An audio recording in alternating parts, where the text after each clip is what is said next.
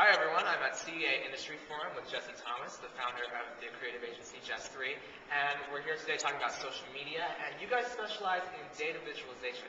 So let everyone, all of our viewers out there, know how does that play into social media, and what's the benefit for someone and their business in data visualization?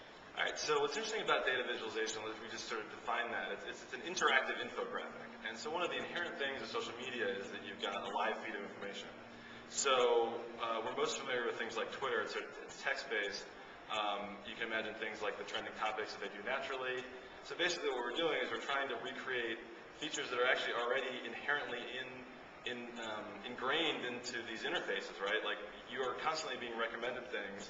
And that's kind of the best part about social networks.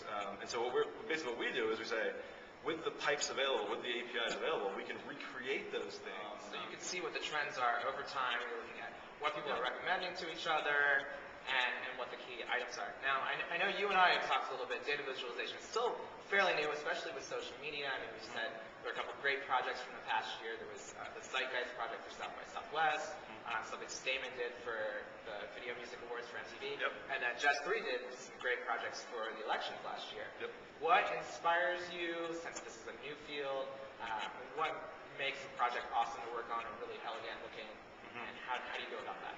So, we're trying to make this work as creative as possible. And so the challenge, that is a challenge. That is, you're diametrically opposed to that happening, right? You've got live information. How can you make that look good? How can it be consistent? It's a constant balance. It's got to be informative. Well, see, that's the thing. It depends. Sometimes, if it's a consumer site, you can maybe take a bit more liberties and what we describe as abstract. We actually like to use the word abstract in relationship to this. It's also, in a lot of cases, this stuff is being used like you would use Google Analytics or something. This is meant to be raw information given just a bit of amplification via these graphics, and also the features of being able to sort the data. That's really the star of the show, is interactivity. So the art of it is in the execution, right? So the art is in the delivery of it.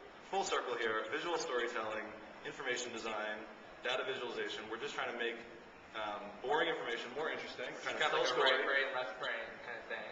Obviously, you have an artistic background. Are you more on the data side? You feel more on the artistic side? Or it's a blending of both, and that's how this works out? Or? Yeah, it's a bit of blending of both because I'm kind of learning on both sides. And it's a team process, right? So with these things, you got to come up with an idea. So whoever's coming out with the idea does have to be pretty reasonably creative. But you also have to balance that out with being able to execute it. But the beauty of these things is you can do a range of things. We do a range of things, right? So we do ones where it's purely for data purposes. Other times it's more for fun, and yeah, we do this all gamut. But I definitely enjoy the data side of it for business and the art side for personal reasons. Okay, so without giving too much away, right. Let's talk a little bit about what we're doing for CES this year. And what can a company like Microsoft or Sony expect, and even the smaller companies that are showing up, how are they going to be able to take on this project that we're working on, and what's that going to do for them? So it's currently titled Social Circle. We're working on that. And the idea is that we're aggregating all of the content that anyone monitoring the event might want to see, and we're going to do it in an elegant way. It's going to be abstract.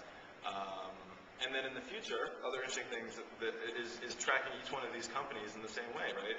The beauty of CEA is you've got all these great companies, they're being talked about, and so there's all sorts of interesting things we're working on to make CEA the hub for this kind of information in a way that's transparent and helpful to the members. Right, so hopefully we'll have a platform that pulls in all the video and the Twitter, all the things on Twitter and Facebook and everything else. Yep. I know we're excited, you're excited. It's going to be great. You guys stay tuned to CES Unveiled later in November, and we'll have some more announcements about this. And we look forward to seeing you at CES and using this new platform. Awesome. Thanks, Joe.